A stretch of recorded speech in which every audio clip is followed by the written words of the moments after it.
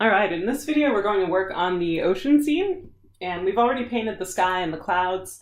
What we're going to do is remove our tape and reposition it because we want a straight line at the horizon where we're painting our water up to the sky. All right, I'm just going to put that down, and now I'm going to start mixing colors for the ocean. So, I want to start out with that cerulean blue base because, as I said earlier, the cerulean blue lends itself better to blending green shades, and the water has a bit of a greenish hue to it. So I'm going to put that down first, add a little bit of my cadmium yellow light, and I'm just going to start right at the back of that ocean view, right up against the tape. I want that shade to be super dark. Yeah, we're going to do that. And the ocean's going to be a lot more textured than the sky. Because we have waves, we want it to look kind of choppy, as opposed to when we're blending colors for the sky, we'd like the transitions to be a little bit smoother. So it's helpful if you use a smaller brush for the ocean, and then you just kind of move in these horizontal brush strokes that make it look like the waves are happening, and you're getting that little bit of texture in there. All right, I'm going to add more white as I come up closer to the foreground.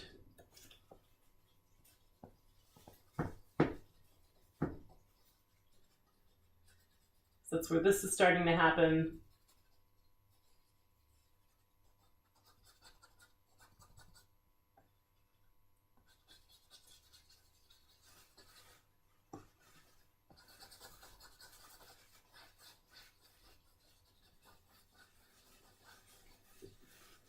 I'm going to try not to damage my brushes too much. I know that I kind of have to go back and forth here to make the ocean texture, but we'll try to move in one direction. All right, I did pick up a little bit of this phthalo green, so I want to get some darker shades in here. And I'm just making these little dashes. You could see more of them toward the front of the ocean, like where the foreground, or closer to the foreground, where that would be. All right, as they would go back in space, the ocean would get a little bit smoother. So I'm going to work on building more of a texture here. I also see that there are some darker areas in my ocean where the waves are cresting. So I'm going to pick up just a tiny, tiny dot of black and add that in with my teal mix, and then go back and put those shadows in there. Because anything we could do to add more color to it and give it more depth is like a welcome move when you're painting landscapes. Okay. The other thing I see here is that we do have just a tiny bit of that ultramarine, maybe a little bit of like ultramarine plus a dot of black, like a midnight blue color. Yep. I'm just going to go and emphasize the darkness right up along my tape where the horizon line would be.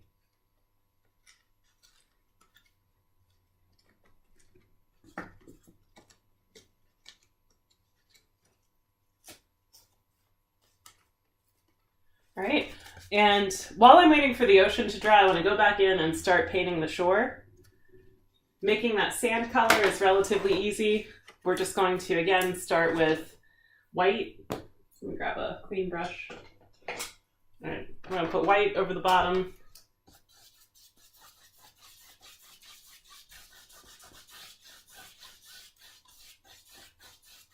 And I'm going to pick up a little bit of the yellow oxide. Blend it in. Well, that may have been a little too much. We'll keep going with that.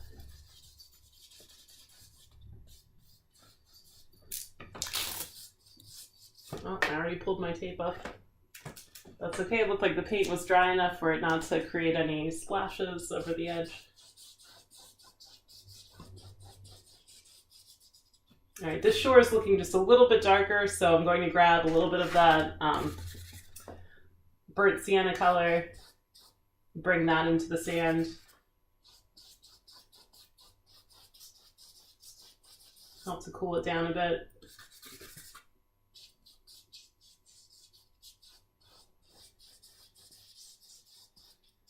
I also see that the sand is getting darker where the waves are crashing in over the shore. Obviously, you know, the sand is wet in those areas. It gets darker. So we can paint that in first. I'm not too worried about the border between the ocean and the shore yet. I just want to make sure that I get that darker color in there to build contrast. All right, and then over here I see it gets a little bit cooler, and I think what I'm going to do is bring in some of that purple. Just kind of brush that over the sand.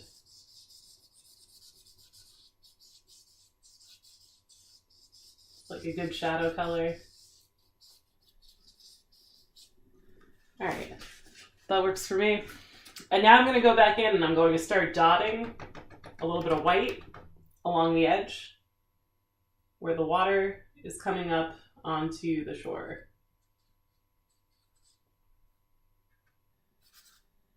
And you'll see before I put it down on the canvas, I'm just wiping a little bit of white off of my brush onto the plate so it's not super intense.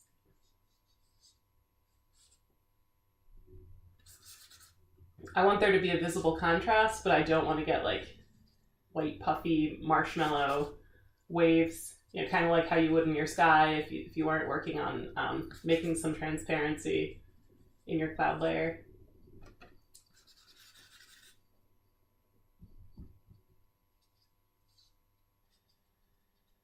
All right, then we have a little bit of it back here.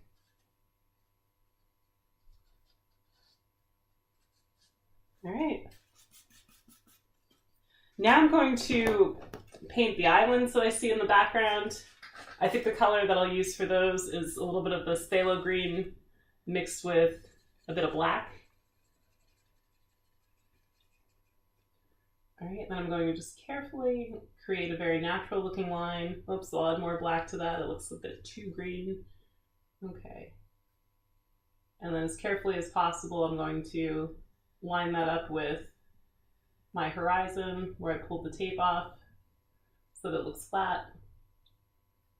There's another island in the background.